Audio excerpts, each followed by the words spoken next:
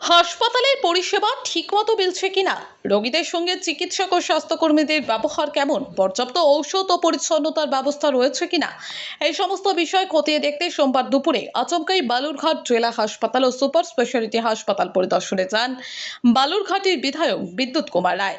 এদিন প্রথমে তিনি বালুরঘাট সুপার স্পেশালিটি হাসপাতালের বিভিন্ন ওয়ার্ড ঘুরে দেখেন। শুধু পরিদর্শনেই সীমাবদ্ধ না থেকে প্রতিটি বিভাগে ভর্তি রোগীদের সঙ্গে কথা বলে তাদের সমস্যা ও পরিষেবা সম্পর্কে খোঁজ নেন বিধায়ক।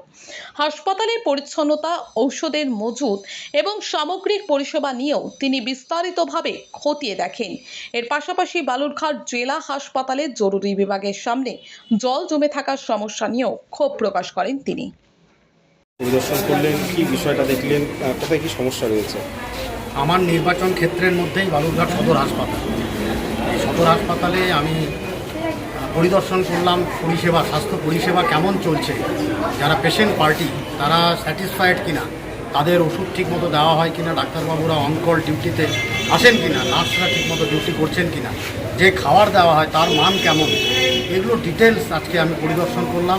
আজকে অনেক সকাল থেকে চলছে পরিদর্শন, এখনও শেষ হয়নি, এবং তাতে যে আউটকাম সেটা হচ্ছে যে সবই ঠিক আছে, ভালো চলছে, কিন্তু আরও মানবিক হতে হবে, এটা আমাদের পরামর্শ ছিল, সেটা আমরা পরামর্শ দিয়ে আসছি। কোন বিষয়গুলো মানবিক হতে হবে, কি সব পেশেন্ট পার্টির সঙ্গে মানবিক হতে হবে সবাইকে। কোথাও কি সমস্যা দেখলেন কিছু? না, এমনি কোনো সমস্যা নেই। ইনফ্রাস্ট্রাকচার বা ক্লিনিং, যেগুলো ক্লিন বা ওষুধ বা অন্যান্য যেগুলো টেস্ট, সব কিছু ঠিকঠাক চলছে।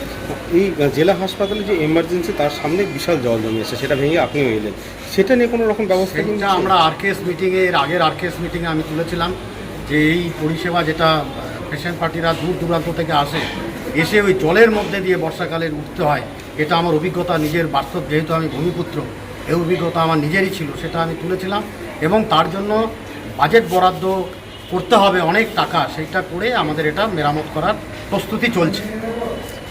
কিন্তু মাঝে মাঝে এই হাসপাতালের চিকিৎসক ও নার্সদের বিরুদ্ধে দুর্ব্যবহারের অভিযোগ ওঠে, সেদিক থেকে কি আপনি মানবিক হওয়ার কথা আবেদন জানালেন?